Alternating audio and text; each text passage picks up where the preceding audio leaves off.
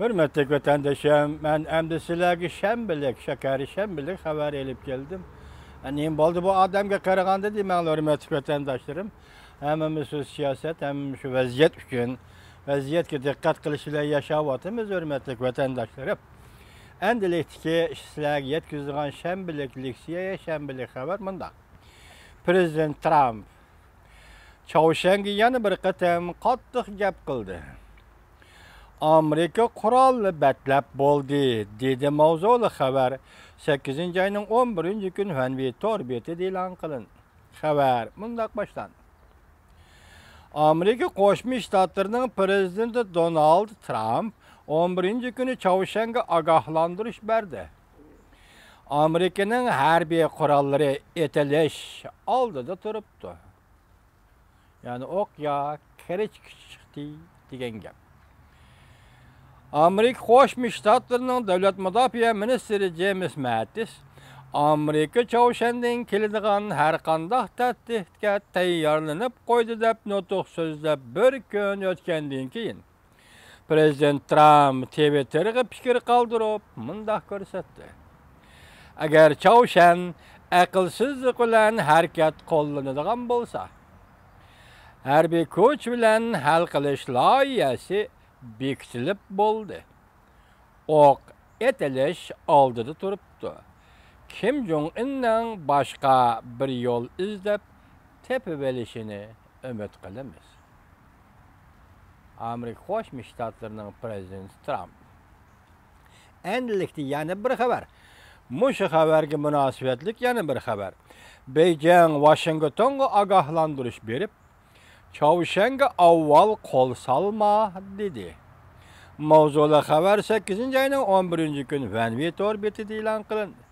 Xabar mundaq boshlandi.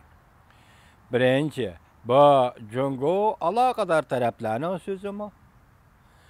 Jungoning aloqador gazeti Yer shari Vaqt gazeti 11-kuni mundaq ko'rsatdi. Jungo Chavshanning Amerikaga hujum qilishiga betaraf meydan qo'llanadi. Diqqatma so'zga, Chavshan Amerikaga hujum qilsa, Jungo betaraf meydan qo'llanadi. Yer shari Vaqt gazeti yana mundaq ko'rsatdi. Agar Chavshan tashabbuskorlik bilan raketa qo'yib berib, Amerikaning territoriyasiga tahdid soladigan bo'lsa, buning uchun Amerika Chavshandan o'ch oladigan bo'lsa, Jungo betaraflikni saqlaydi.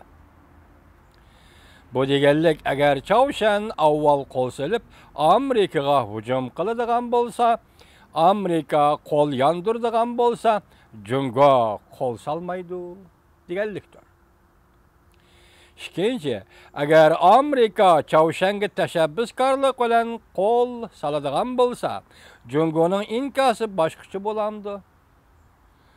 Yer shari Vaqt gazeti Amerikaga ogohlantirish berib, mundaq dedi.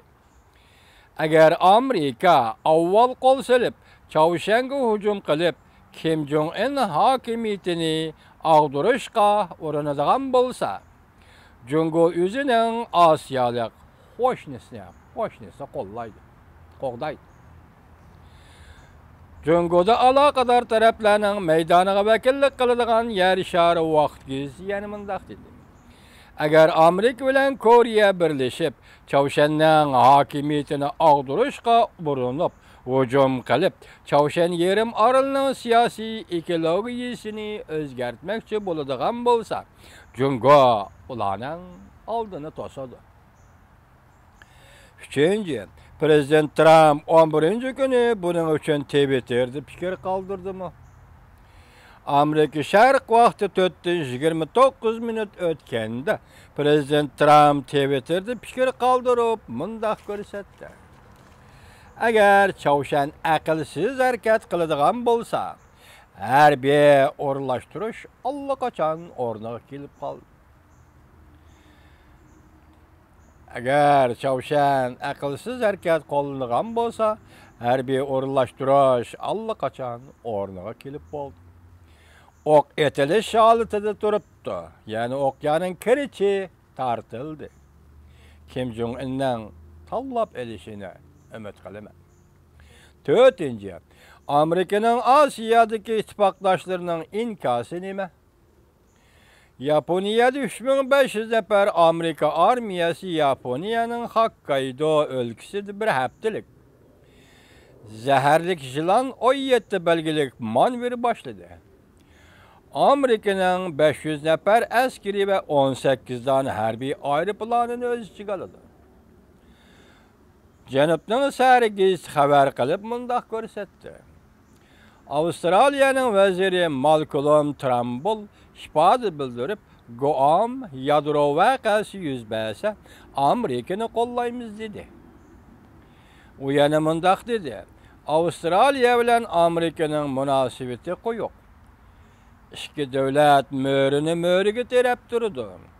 O yana mundaq dedi.